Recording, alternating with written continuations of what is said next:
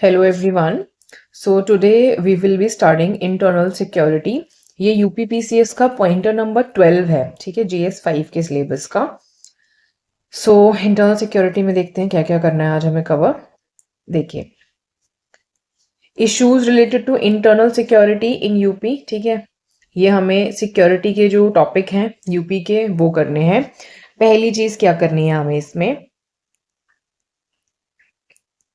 Relation between the spread and growth of extremism. देखिए, अब extremism क्या होता है। एक्सट्रीमिज्म बेसिकली क्या होता है, जब आपका एक आइडियोलॉजी है जो किसी एक पर्टिकुलर पर्पस की टुवर्ड्स टिल्टेड है, उसे बेसिकली एक्सट्रीमिज्म कहते हैं। तो यहाँ पे आपको देखना है कि एक तो कैसे स्प्रेड होता है, क्यों उसकी ग्रोथ हो रही है, इन दोनों के बीच में ना रिलेशनशिप क्या है। एवरी सेक्शन जो है सोसाइटी का एंटाइटल्ड होता है कि वो इम्प्रूव करना चाहते हैं अपने लिविंग स्टैंडर्ड्स को विद नेसेसिटीज, जैसे कि उनको एडुकेट फूड मिले, क्लोथिंग मिले, housing, quality education, health and A respectable lifestyle मिले। बेसिकली यही सब एक बेसिक चीज़ें हैं जो एक पर्सन को चाहिए। लैक ऑफ वांट्स, जब ये चीज़ें उनको नहीं मिलती हैं तो वो ड्राइव करता है लोगों को रिवोल्ट करने के लिए, ठीक है। लोग क्या करेंगे, रिवोल्ट करेंगे जब उनकी बेसिक नीड्स पूरी नहीं होंगी। इंक्लूसिव डेवलपमेंट जो है, ये पॉलिसी है ग्लोबल गवर्नमेंट्स का। भाई जो भी गवर्नमेंट होगी आज के टाइम पे, उसका सबसे पहला पॉलिसी क्या होता है, इंक्लूसिव डेवलपमेंट होता है। लेकिन ग्रुप्स जो होते हैं हर स्टेट में ना ऑलवेज आइसोलेटेड फील करते हैं। दे फील बिकॉज उनको डिप्राइव्ड फील होता है ऑफ डेवलपमेंट एफर्ट। मान लो कोई एक पर्टिकुलर ग्रुप है, वो डेवलपमेंट एफर्ट्स से ना डिप्राइव्ड रह गया, तो उनको जो है डिप्रीवेशन की जो फीलिंग है वो आइसोलेशन की फीलिंग देगी। नेक्स्ट क्या होगा कि ओनली सच ग्रुप्स नर्चर करते हैं एक मेंटालिटी, जैसे कि एक्सट्रीमिज्म को सोसाइटी में, वो लोग क्या करेंगे, एक्सट्रीमिज्म को फैलाएंगे। अब यहाँ पे क्या होता है, फैक्टर्स अफेक्टिंग आपको द स्प्रेड ऑफ एक्सट्रीमिज्म दिए हुए हैं कि ऐसे कौन सी चीजें हैं जो बेसिकली क्या करते हैं, एक्सट्रीमिज्म को फैलाते हैं। पहले देखते हैं हम socio economic factors. Socio economic जो डिस्पैरिटीज होती है ना, जैसे कि पॉवर्टी है, अनएम्प्लॉयमेंट है, lack of access to essential services है, ये एक ब्रीडिंग ग्राउंड क्रिएट करता है एक्सट्रीमिज्म के लिए। जब पीपल मार्जिनलाइज्ड फील करते हैं या डिप्राइव्ड होते हैं अपॉर्चुनिटीज से, तो वो और भी ससेप्टेबल हो जाते हैं टू एक्सट्रीमिस्ट आइडियोलॉजीज जो उनको प्रॉमिस करते हैं सोल्यूशंस जो रेडिकल चेंज ला सकते हैं, ऐसे कोई सोल्यूशंस, ठीक है। Then identity politics. Identity politics का मतलब क्या होता है, जहाँ पे डाइवर्स पॉपुलेशन है ना एरियाज में, वहाँ पे आइडेंटिटी पॉलिटिक्स एक बहुत ही सिग्निफिकेंट रोल प्ले करता है एक्सट्रीमिज्म को फैलाने में। बेसिकली क्या है, दे वांट टू कोरिलेट, ठीक है, दे वांट टू लाइक वो आपको दिखाएंगे कि जो आप चाहते हो ना वो हम पूरा कर सकते हैं। वो आइडेंटिटी पॉलिटिक्स को यूज करेंगे। अगर कम्युनिटीज थ्रेटन फील करती हैं या डिस्क्रिमिनेट हुई हैं, तो उसकी वजह से ना पोलराइजेशन हो जाता है। मतलब वो एक पर्टिकुलर आइडियोलॉजी को फॉलो करेंगी, या कोई एक पर्टिकुलर जो भी पॉलिटिकल पार्टी है जो उनके मोटिव को पूरा कर रही है, वो शायद उसको फॉलो करेंगी। एंड राइज होगा एक्सट्रीमिस्ट आइडियोलॉजीज का, जो प्रमोट करेगा इंटरेस्ट एक पर्टिकुलर ग्रुप के ओवर अदर्स, ठीक है। यहाँ पे कोई ऐसा ग्रुप होगा जो इनका इंटरेस्ट पूरा कर रहा होगा, तो वो इसको फॉलो करेंगी। Then political and administrative factors होते हैं। यहाँ पे क्या होता है, जो पॉलिटिकल फैक्टर्स हैं, जैसे कि आपके गवर्नेंस है, स्टेट पॉलिसीज हैं, प्रेजेंस या एब्सेंस है किसी इफेक्टिव इंस्टीट्यूशन का, ये सब भी एक्सट्रीमिज्म में कंट्रीब्यूशन देते हैं। वीक गवर्नेंस होना, करप्शन होना या ह्यूमन राइट्स का अब्यूज होना, ये लोगों के ट्रस्ट को अंडरमाइन करता है गवर्नमेंट में और पुश करता है उनको एक्सट्रीमिस्ट ऑल्टरनेटिव के टुवर्ड्स। अब वही ना कि गवर्नमेंट यहाँ पे अपना काम नहीं कर पा रही, उनको करप्शन दिख रहा है, लोगों को उनके राइट्स खराब किए जा रहे हैं, ठीक है। तो इससे क्या होगा, उनका ट्रस्ट खत्म होगा और वो एक्सट्रीमिस्ट ऑल्टरनेटिव के टुवर्ड्स जाएंगे। Then religious and communal tensions. Uttar Pradesh ने रिलीजियस और कम्युनल टेंशंस देखे हैं, जैसे कि अदर पार्ट्स में भी हुए हैं। एक्सट्रीमिस्ट ग्रुप्स एक्सप्लॉइट करते हैं इन टेंशंस को, हेट्रेड को फ्यूल करने के लिए, डिवीजन के लिए एंड वायलेंस के लिए। जो भी आपके एक्सट्रीमिस्ट ग्रुप्स होंगे ना, वो इस चीज़ का इस्तेमाल करेंगे, हेट्रेड फैलाएंगे लोगों में, उनको डिवाइड करेंगे, वायलेंस क्रिएट करेंगे। रिलीजियस पोलराइजेशन एक कंड्यूसिव एनवायरनमेंट क्रिएट करता है स्प्रेड ऑफ एक्सट्रीमिज्म के लिए। जब रिलीजियसली लोग क्या होंगे, एक चीज़ के टुवर्ड्स पोलराइज हो जाएंगे, तो उसकी वजह से भी एक्सट्रीमिज्म फैलेगा। Education and awareness. Access to quality education and awareness programs जो प्रमोट करे टॉलरेंस को, क्रिटिकल थिंकिंग को एंड प्लूरलिज्म को, ये काउंटर करेगा स्प्रेड ऑफ एक्सट्रीमिज्म को। अगर आप उनके एजुकेशन में जो है इन्वेस्ट कर दो, स्पेशली वहां पे जहाँ पे मार्जिनलाइज्ड एरियाज हैं, ये एड्रेस करता है रूट कॉज एक्सट्रीमिज्म का। मेनली क्या हुआ, अगर आपने किसी बच्चे को एजुकेट कर दिया जो किसी ऐसे सेक्शन से आता था जहाँ पे क्वालिटी एजुकेशन नहीं अवेलेबल थी, तो क्या होगा, उनके अंदर एक तरीके से टॉलरेंस डेवलप होगा, उनकी क्रिटिकल थिंकिंग होगी, ठीक है। तो इससे क्या होगा, वो इंडिविजुअल्स को आप प्रोवाइड कर रहे हो अपॉर्चुनिटी एक, ठीक है, जिससे कि क्या हो रहा है, उसके पास एक ऑप्शन है, एक अपॉर्चुनिटी है, वो एम्पावर्ड हुआ है कि वो इन्फॉर्म्ड चॉइसेस बना सकता है। देन आते हैं हम role of development in the spread of extremism पे। अब बेसिकली डेवलपमेंट का रोल क्या होता है जब हम एक्सट्रीमिज्म की बात करते हैं। आपने फैक्टर्स तो देख लिए, अब आप देखो कि डेवलपमेंट कैसे इस चीज में कंट्रीब्यूट करता है।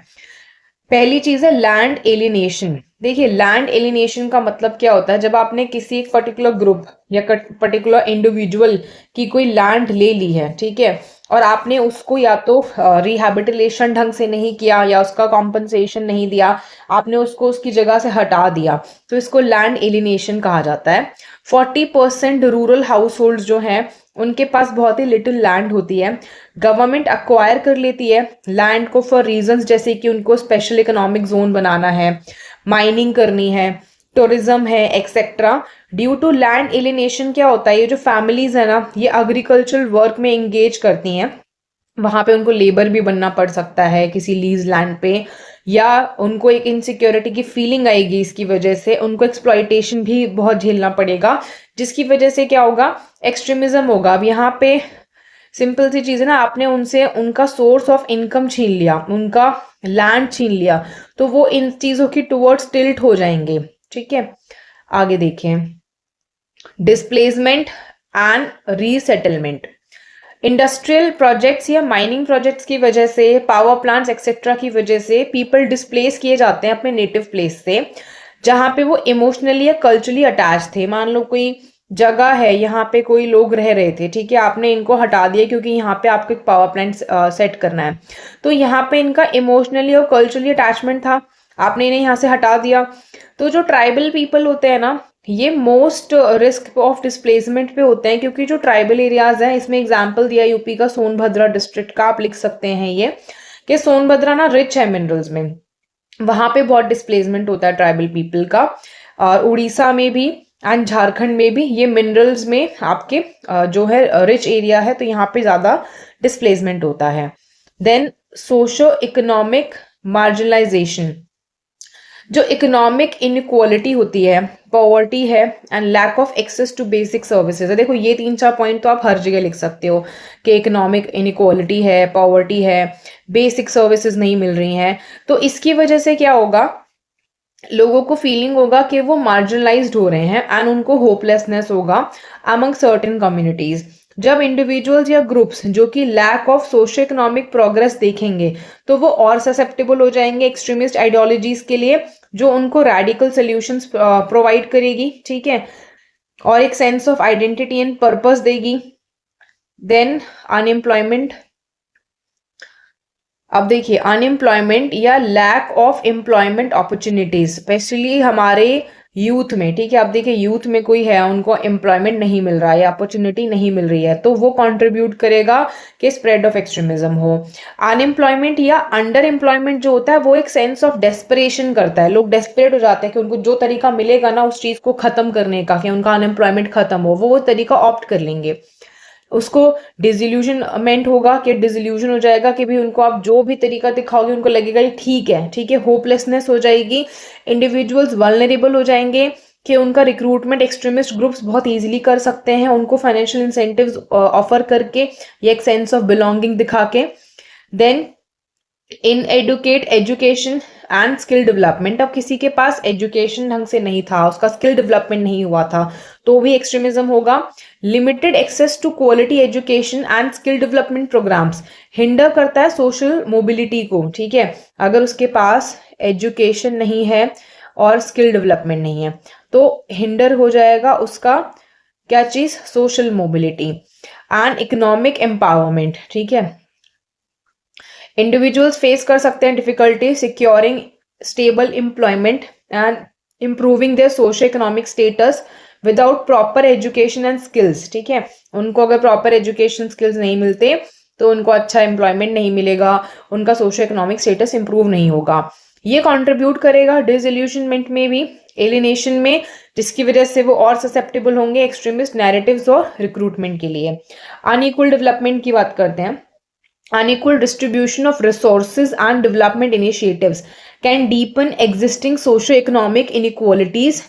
जो आपका अनइक्वल डिस्ट्रीब्यूशन होता है ना रिसोर्सेज का या आपके डेवलपमेंट इनिशिएटिव्स जो होते हैं उनका, इसकी वजह से भी सोशो इकोनॉमिक इनइक्वालिटीज बढ़ जाती हैं। आप इसको इस तरीके से डायग्राम में भी यहाँ पे लिख सकते हो कि अनइक्वल डिस्ट्रीब्यूशन हुआ ऑफ रिसोर्सेज या फिर प्लस डेवलपमेंट इनिशिएटिव्स, ठीक है। इससे क्या हुआ, आपकी सोशो इकोनॉमिक इनइक्वालिटीज जो है बढ़ गई एंड इंक्रीज करेगा आपके ग्रीवांसेस को।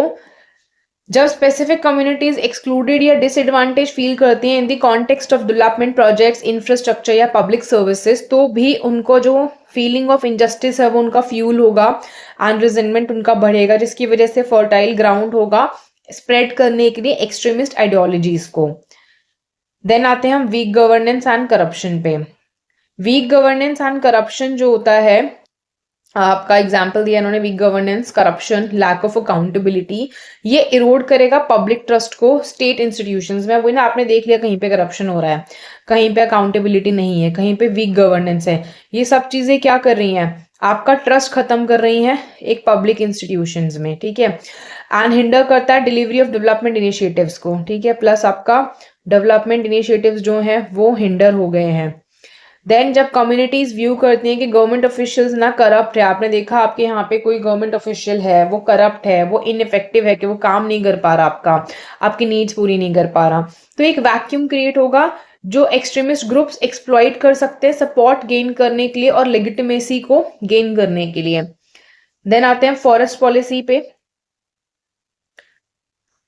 फॉरेस्ट पॉलिसी, बहुत सारी पॉलिसीज होती हैं, जैसे कि ब्रिटिश आपका फॉरेस्ट पॉलिसी निकाल के गए 1927 में, फॉरेस्ट कंजर्वेशन एक्ट 1980 में एंड माइनिंग एक्ट 1952। तो ये नाम याद रखना, कहीं पे आप लिख सकते हो, ब्रिटिश फॉरेस्ट पॉलिसी 1927 का, फॉरेस्ट कंजर्वेशन एक्ट 1980 का, माइनिंग एक्ट 1952 का। डिप्राइव करते हैं ट्राइबल्स को उनके बेसिक लाइवलीहुड फैसिलिटीज से एंड उनका जो डिपेंडेंस था फॉरेस्ट प्रोड्यूस पे, ये कर्ब करा गया था by limiting their traditional rights, ठीक है। उनके ट्रेडिशनल राइट्स को आपने लिमिट किया था। Then restricting the rights of Adivasis, यहाँ पे आप आदिवासी के राइट को जब रेस्ट्रिक्ट कर रहे हो, ठीक है, यहाँ पे मतलब I am referring to government, ठीक है। ये रिजल्ट करता है in the loss of access of land. Basically जब हमने राइट्स उनके काफी रेस्ट्रिक्ट कर दिए तो उनका जो लैंड है उसका एक्सेस खत्म हो गया।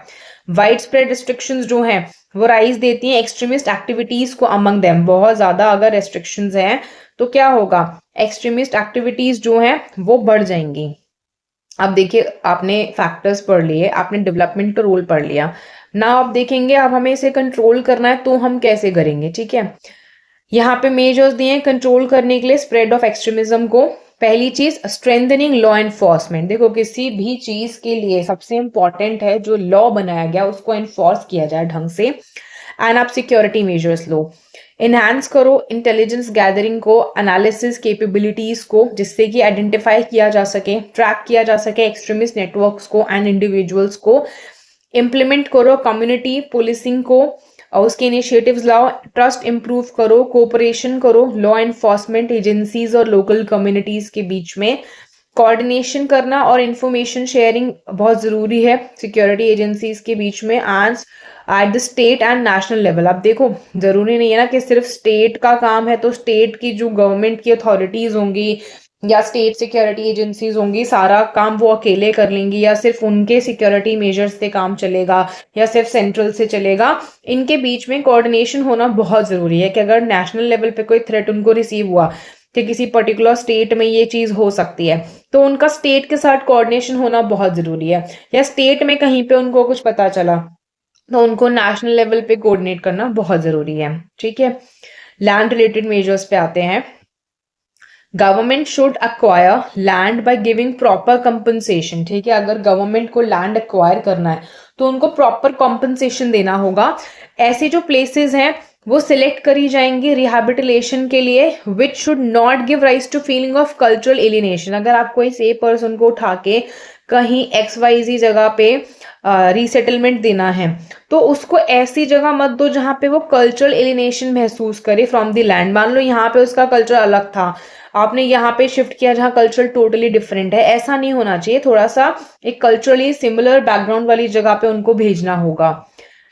Then basic amenities and infrastructure, failure जो होता है ना प्रोवाइड करने का बेसिक इंफ्रास्ट्रक्चर को एंड सर्विसेज को, ये one of the most discriminatory manifestations होता है गवर्नेंस का इन इंसर्जेंसी अफेक्टेड एरियाज, ठीक है, जहां पे आप उनको इंफ्रास्ट्रक्चर नहीं दे पाए, आप सर्विसेज नहीं दे पाए, ठीक है।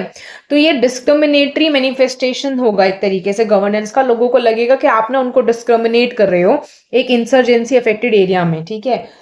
Then basic services of standards among people in this area should be given top priority. ऐसा नहीं है कि बस काम चलाने के लिए कोई बेसिक सर्विसेज दे दी, एक टॉप प्रायोरिटी भी होना चाहिए, क्वालिटी होना चाहिए उस चीज में। लाइवलीहुड का सिक्योरिटी, मेन चीज है कि आप उनको लाइवलीहुड का सिक्योरिटी भी दो, ठीक है। सपोर्ट एंड अलाइड एक्टिविटीज जो होते हैं हॉर्टिकल्चर में, पोल्ट्री में, फिशरीज में, एनिमल हस्बेंड्री में, इनको स्ट्रेंथन करना चाहिए विलेज लेवल पे by establishing quality infrastructure and efficient market linkages. जो भी आपका ये सारा सेक्टर है उसमें आपको सपोर्ट भी करना है, अलाइड एक्टिविटीज भी करनी है, जिससे कि आपका इंफ्रास्ट्रक्चर अच्छा हो, मार्केट लिंकेजेस अच्छे हो, ठीक है। मान लो ये सब चीजें उनके पास है, ग्रो कर रहे हैं वो सारी चीजें, ठीक है, हेल्प कर रहे हैं मतलब अपना इस तरीके से सर्वाइवल में, बट उसके लिए इंफ्रास्ट्रक्चर भी तो दो उनको, मार्केट भी तो दो सेल करने के लिए। बेसिक सोशल सर्विसेज जो होती हैं among the people of extremism affected area should be up to standards and should be tailored to remove discriminatory expressions of governance। यहाँ पे जो भी आपके बेसिक सोशल सर्विसेज हैं इन जगहों पे उनका स्टैंडर्ड अच्छा होना चाहिए, वो इस तरीके से होनी चाहिए कि वो जो डिस्क्रिमिनेटरी एक्सप्रेशंस है उसको खत्म कर दें।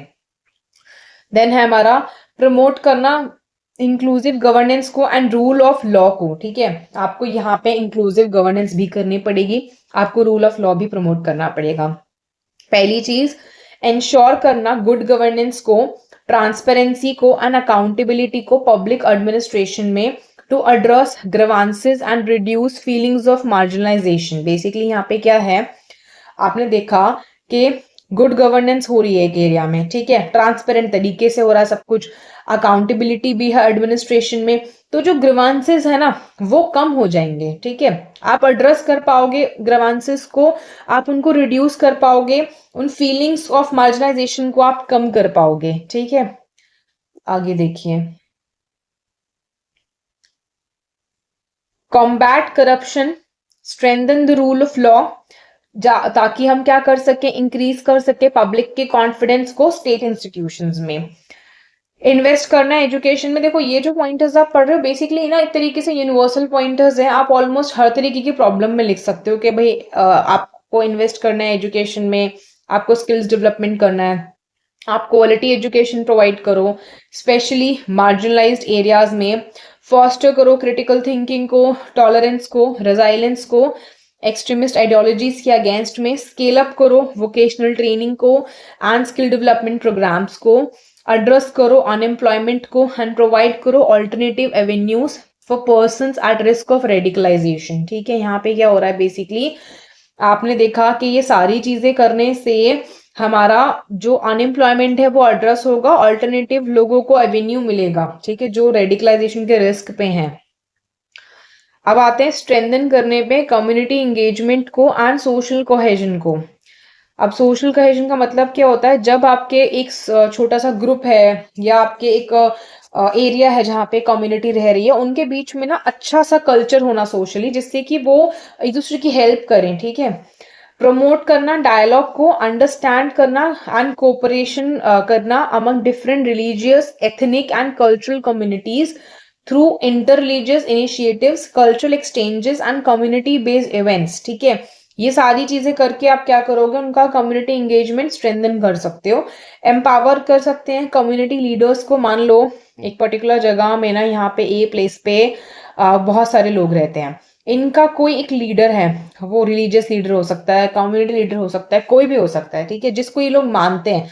आप इसी लीडर को बोलो ना, कोई ऐसा, अगर इनमें कोई बिहेवियरल चेंज आपको चाहिए, कोई सोशल चेंज चाहिए, बेसिकली क्या होगा, इस लीडर के परसुएशन से ये लोग क्या करेंगे, उस चेंज को एक्सेप्ट कर लेंगे। तो यहाँ पे या फिर चेंज नहीं तो आप ये कह सकते हो कोई ऐसी चीज है जो आप कराना चाह रहे हो जिससे सोशल जो पॉलिसीज है उनका इम्प्लीमेंटेशन ढंग से हो, तो यहाँ पे आपको रिजल्ट अच्छा मिलेगा। देन सिविल सोसाइटी ऑर्गेनाइजेशंस का इस्तेमाल कर सकते हैं, रिलीजियस इंस्टीट्यूशंस को यूज कर सकते हैं प्रमोट करने के लिए पीस, टॉलरेंस एंड को एग्जिस्टेंस को। Then supportive rehabilitation and re integration. Rehabilitation जो है ना, काफी सपोर्टिव तरीके से करो, ऐसा नहीं लगे उनको कि आपने उनको एक जगह से उठा के दूसरी जगह फेंक दिया है। उनका री इंटीग्रेशन भी अच्छे से होना चाहिए। आपने अगर उसको एक जगह से निकाल के दूसरी जगह भेजा है तो उनको ऐसी फीलिंग नहीं आनी चाहिए कि बस वो यहाँ से चले गए हैं, ठीक है, री इंटीग्रेशन भी होना चाहिए इस जगह पे जाके।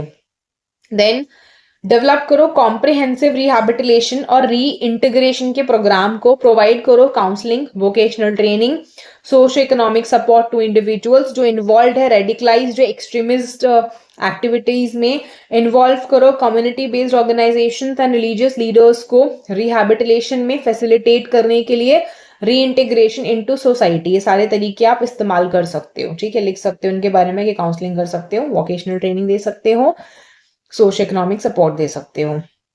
देन आते हैं हम रिसेंटली कुछ फॉलोइंग स्टेप्स ना गवर्नमेंट ने लिए थे। अब ये स्टेप्स इंपॉर्टेंट है, जब भी आपसे क्वेश्चन आएगा तो आपसे मेजर्स या तो पूछ सकता है, अगर नहीं पूछेगा तो आपको मेजर्स लिखने रहते हैं, तो आप ये सब लिख सकते हो, ठीक है।